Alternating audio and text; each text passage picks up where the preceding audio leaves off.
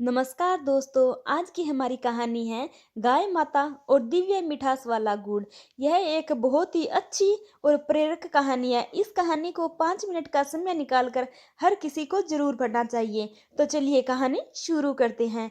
एक दिन मंगलवार की सुबह वॉक करके मैं रोड पर बैठा हुआ था। हल्की हवा और सुबह का सुहाना मौसम बहुत ही अच्छा लग रहा था। तभी वहां से एक मर्सिडीज कार आकर रुकी और उसमें से एक वृद्ध उतरे। अमीरी उनके लिबास और व्यक्तित्व दोनों में झलक रही थी। वे एक पॉलीथीन बैग लेकर मुझसे कुछ एक दूर पर ही एक सीमेंट के चबूतरे पर बैठ गए। पॉलीथीन चबूतरे पर उड़ेल दी, उसमें गुड़ भरा हुआ था। अब उन्होंने आओ आओ करके पास में ही खड़ी और बैठी गायों को बुलाया। सभी गाय पलक झपकते ही उन बुजुर्ग के इर्द गिर्द ठीक ऐसे ही आ गई जैसे कई महीने बाद बच्चे अपने बाप को घेर लेते हैं। कुछ को उठाकर खिला रहे थे तो कुछ गायें स्वयं ही खा रही थी। वे बड़े प्रेम से उन गायों के सिर पर हाथ फेर रहे थे। कुछ ही देर में गाय अधिकांश गुड़ खाकर चली गई। इसके बाद जो वाक्य हुआ उसे मैं जिंदगी भर नहीं भुला सकता।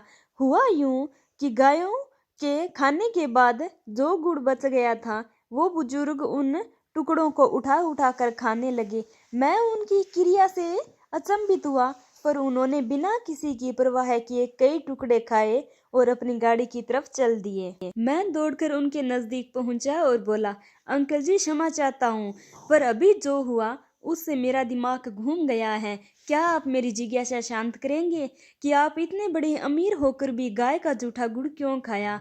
उनके चेहरे पर हल्की सी मुस्कान उभरी। उन्होंने खिड़की वापस बंद की और मेरे कंधे पर हाथ रख वापस सीमेंट के चबूतरे पर आकर बैठ गए और बोले, ये जो तुम गुड़ के जूठे टुकड़े देख रहे हो ना बेटा, मुझे इनसे स्वादिष्ट आज तक कुछ नहीं लगता। मुझे जब भी वक्त मिलता है मैं अक्सर इसी जगह आकर अपनी आत्मा में इस गुड़ की मिठास घोलता हूँ। मैं अब भी नहीं समझा अंकल जी, आखिर ऐसा क्या है इस गुड़ में? वे बोले, ये बात आज से कोई 40 साल पहले की है। उस वक्त मैं 22 साल का था। घर में जबरदस्त आंतरिक कलह के कारण मैं घर से भाग आया, परंतु दुर्भाग्यवश ट्रेन में मेरा कोई सामान और पैसे चुरा ले गया। और बोले, इस अजनबी शहर में मेरा कोई नहीं था। भीषण गर्मी में खाली जेब के 2 दिन भूखे रहकर इधर से इधर भटकता रहा और शाम को जब मुझे भूख निगलने को आतुर हुई तब इसी जगह ऐसी ही एक गाय को एक महानुभव गुड़ डाल कर गया। यहाँ एक पीपल का पेड़ हुआ करता था, तब चबूतरा नहीं था। मैं उसी पेड़ के जड़ों पर बैठा भूख से बेहाल हो रहा था। मैंने देखा कि गाय ने गुड़ छुआ तक नहीं और उठकर चली गई। मैं कुछ देर किंकर्तव्य विमूढ़ सोचता रहा और फिर मैंने वो सारा गुड़ उठा लिया और खा लिया। उस गुड़ को खाने से मेरी मृत प्राय आत्मा में प्राण आ गए। मैं उसी पेड़ के जड़ों में रात भर पड़ा रहा। सुबह जब मेरी आंख खुली तो काफी रोशनी हो चुकी थी। मैं नित्य कर्मों से फारिग हो किसी काम की तलाश में फिर सारा दिन भटकता रहा, पर दुर्भाग्य मेरा पीछा नहीं छोड़ रहा था। एक और थकान भरे दिन ने मुझे वापस उसी जगह निराश भूखा खाली हाथ लौटा दिया। शाम ढल रही थी। कल और आज में कुछ भी तो नहीं बदला था। वही पीपल, वही भूखा मैं और वही गाय। और कुछ ही देर में वहां वही कल वाले सज्जन आए और कुछ एक गुड़ की डलियां गाय को डालकर चलते बने। गाय उठी और बिना गुड़ खाए चली गई। मुझे अजीब लगा, परंतु मैं बेबस था, सो आज फिर गुड़ खा लिया मैंने और मैं वहीं सो गया। सुबह काम तलाशने निकल गया। आज शायद दुर्भाग्य की चादर मेरे सर पे नहीं थी, सो एक ढाबे पर मुझे जूठे बर्तन धोने का काम मिल गया।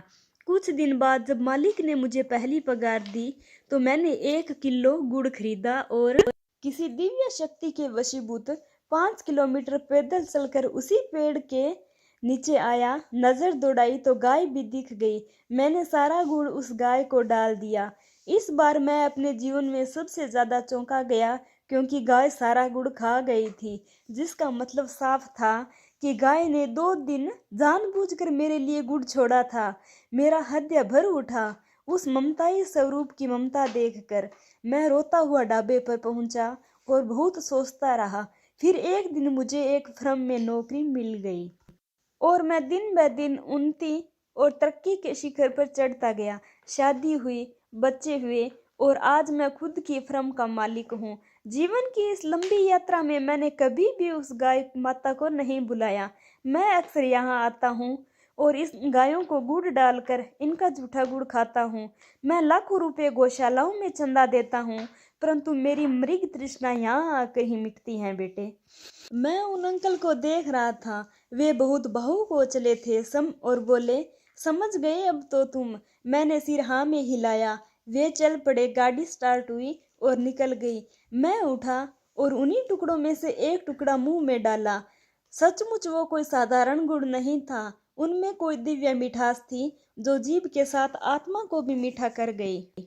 मुझे तो यह कहानी बहुत अच्छी लगी और अगर आपको भी लगी हो तो प्लीज़ वीडियो को लाइक कर दीजिए, शेयर कर दीजिए, कमेंट कर दीजिए और साथ ही चैनल को सब्सक्राइब करके बेल आइकन दबा देना। Thanks for watching.